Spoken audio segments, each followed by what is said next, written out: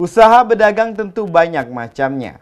Seperti Ibu Atun, salah satu warga kota Lubuk Linggau, menggeluti sebagai pedagang jeruk kunci selama 23 tahun. Jeruk kunci yang dijual dengan harga Rp10.000 per kilogramnya, seharinya pernah meraup omset hingga Rp200.000. Dalam menjalankan usaha berdagang tak memandang usia tua atau muda, seperti yang dijalani oleh Ibu Atun. Ia menggeluti sebagai pedagang selama 23 tahun dengan berjualan jeruk kunci di sisi jalan kota Lubuk Linggau. Ia berjualan setiap pagi pukul 8 sampai dengan pukul 6 sore.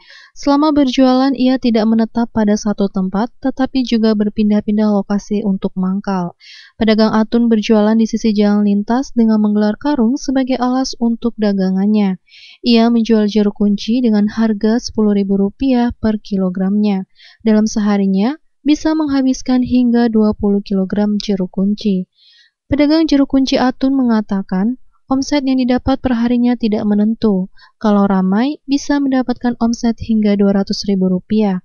Sementara ketika sedang sepi pembeli, hanya mendapatkan Rp150.000 saja. 200 sekarang bisa sampai 50. Itu seharinya, Bu ya? Kalau jeruknya banyak dapat banyak, kalau jeruk dikit-dikit. Dan tentunya kita jualan kan tidak tentu. Kembali dirinya menyampaikan, untuk langganan sudah ada dari warung mie ayam. Namun kadangkala saat sepi pembeli pernah membawa pulang dagangan ini untuk kembali dijual esok hari. Ada langganan warung mie ayam. Sudah ada, Bu? nganter sampai sana 37.